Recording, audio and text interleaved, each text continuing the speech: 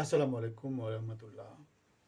বাংলাদেশের ত্রয়োদশ জাতীয় সংসদ নির্বাচনের জন্য যে জোটগত নির্বাচন হচ্ছে, সেখানে দুইটা পক্ষ আছে। একটা হচ্ছে বাংলাদেশ জাতীয়তাবাদী দল, অন্যটা হচ্ছে জামাত ইসলামের একটা জোট আছে। সেই জোট আমরা দেখেছি লেবার পার্টির যে ইরান, যিনি বিএনপির সাথে একসাথে ছিলেন, সেখান থেকে তিনি যেহেতু মনোনয়ন পাননি, সেহেতু বিএনপি থেকে তিনি বের হয়ে আসছেন, বের হয়ে স্বতন্ত্র নির্বাচন করতেছিলেন। এবং আজকে যে নিউজটা আসলো সেটা হচ্ছে তিনি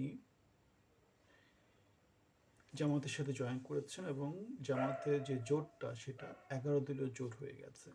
তাহলে 11 দলীয় জোট হওয়াতে যেটা সুবিধা হয়েছে সেটা হচ্ছে আমরা দেখেছিলাম যে চরমোনাই জামাতের এই জোট থেকে বের হয়ে গিয়েছিল এবং জোটটা 10 দলীয় হয়েছিল। এবং তাহলে লেবার পার্টি ইরানের জয়েন করার মধ্য দিয়ে সেটা আবার 11 দলীয় জোট হয়ে গেছে। এখন এখানে বাংলাদেশের সমাজে নানা রকমের আলোচনা আছে, যেমন মাহমুদুর রহমান মান্না বের হয়ে গেছে, আসম আব্দুর রব বের হয়ে গেছে, ইরান বের হয়ে গেছে, এদিকে এনসিপির জায়গা হয়নি, আবার এবি পার্টির জায়গা হয়নি। সুতরাং আমরা দেখতে পাচ্ছি বিএনপি তাদের যেই মনোনয়ন আছে সেই মনোনয়নে অনেক অনেক সমমন্য যে রাজনৈতিক দলগুলো যারা ছিল তাদের সাথে আন্দোলন করেছিল হাসিনা সরকারের পতনের সংগ্রামে, তাদের জন্য কোনো জায়গা দিতে পারেনি, তাদের জন্য কোনো জায়গা দিতে পারেনি। রবি ঠাকুরের একটা কবিতা আছে, সোনার তরী।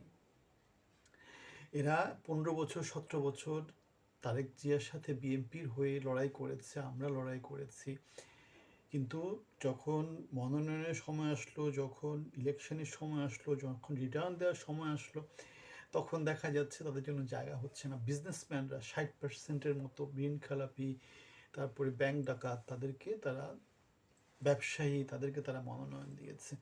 তার মানে কি দাঁড়াচ্ছে, সত্যিকার যোগ্য যারা আছে তাদেরকে মনোনয়ন না দিয়ে হাসিনা সরকারের মতো করে লুটপাটকারী ব্যাংক ডাকাতদেরকে তারেক জিয়াও কি করছে, বাংলাদেশের সংসদে নিয়ে আসার জন্য মনোনয়ন দিয়েছে। এবং বাংলাদেশের পরিবর্তনের আমরা কি দেখতে পাবো? কিছুই দেখতে পাবো না। তাহলে যেটা দেখতে পাবো সেটা হচ্ছে আবার সেই লুটপাট তন্ত্র দেখতে পাবো।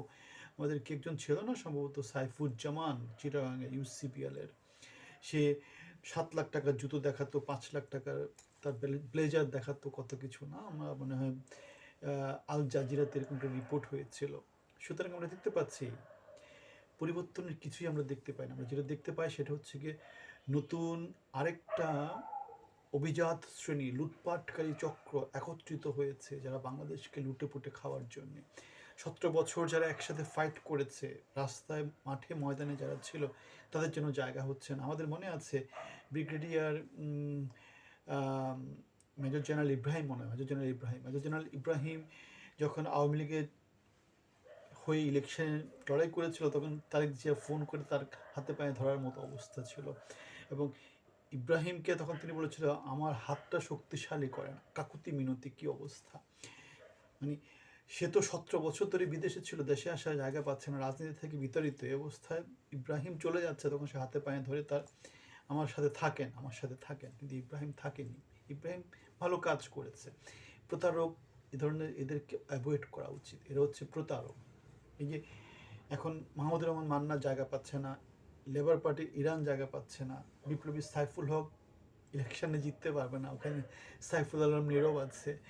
এখন জোনায়েদ সাকির কী অবস্থা হবে সেটা কেউ জানে না। সুতরাং আমরা দেখতে পাচ্ছি এখন কোনো জায়গা নাই, এখন সব জায়গা মানে ছোট সে সোনার তরী, যা ছিল নিয়ে গেল ছোট সে সোনার তরী।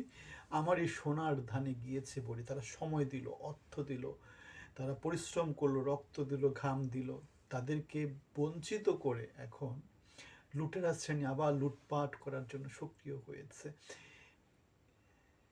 ছোট সে সোনার তরী, এটাই জীবনের, যেটাকে বলে সবচেয়ে খারাপ দিক, বঞ্চনা। বঞ্চনা সবসময় যারা সামনে থাকে, অগ্রগামী ভূমিকা রাখে, সাহায্য করে, তারা বঞ্চিত হয়। তারেক জিয়া সবাইকে বঞ্চিত করছে।